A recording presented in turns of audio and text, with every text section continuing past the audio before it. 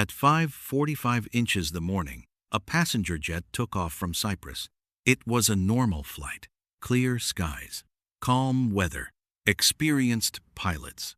The plane was headed to Athens, a short trip, less than 2 hours. But that plane would stay in the air for almost 4 hours. And for most of that time, no one was flying it. This is the story of Helios Airways Flight 522, the 14th of August, 2005. The aircraft was a Boeing 737. On board were 115 passengers and 6 crew members. 2 pilots sat in the cockpit, both trained, both experienced. Everything looked routine, until a warning alarm went off. Not long after takeoff, the cockpit alarm started ringing. It was a cabin altitude warning. That means the air pressure inside the plane wasn't right. But here's where things went wrong. The alarm sounded almost exactly like another warning pilots hear during takeoff. The crew believed it was that one, so they kept climbing, higher and higher. As the plane climbed past 18,000 feet, something dangerous started happening.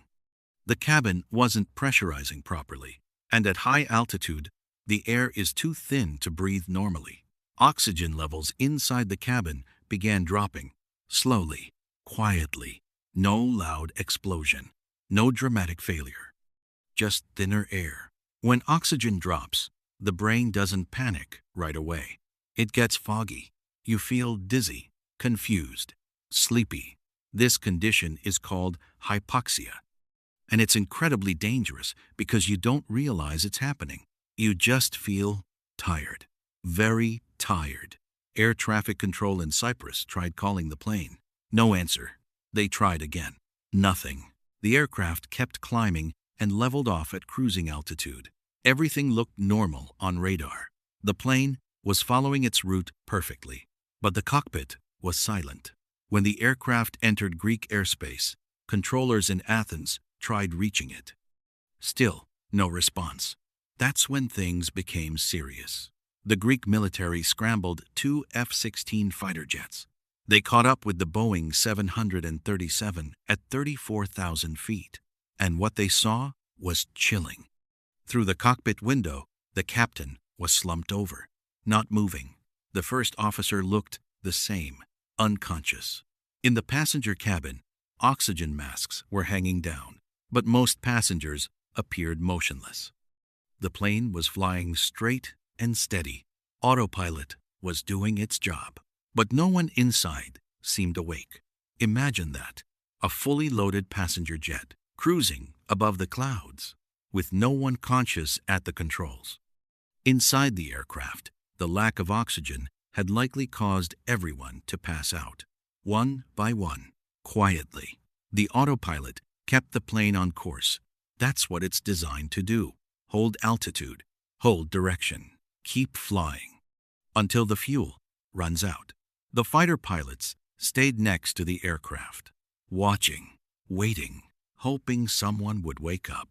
Then they noticed movement. A person walked into the cockpit. He wasn't one of the pilots. He was a flight attendant. His name was Andreas Prodromou. Investigators later learned that he had some basic flight training.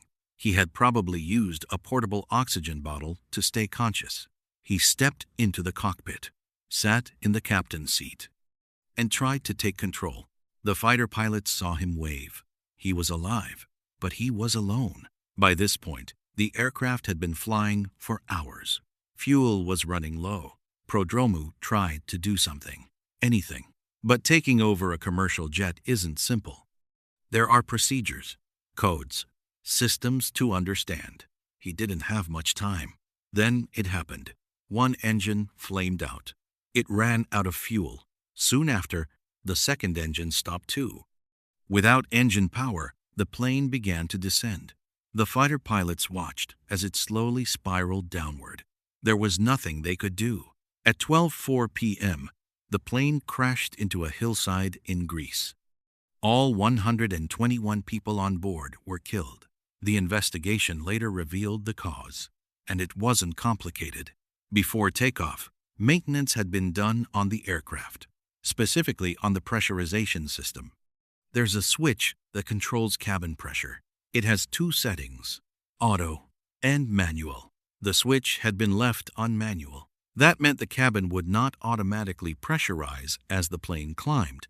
The crew either didn't notice the setting or misunderstood the warning alarm. As the plane gained altitude, oxygen levels dropped. Hypoxia set in, and everyone on board slowly lost consciousness, including the pilots. The autopilot kept flying the plane because that's what it was programmed to do. It followed the flight plan, stayed at cruising altitude, burned fuel. It didn't know the humans were unconscious. It just kept going for nearly 4 hours. The tragedy changed aviation procedures. Warning systems were improved. Training was updated. Pressurization checks became stricter, but the story still feels unreal because nothing dramatic happened at first.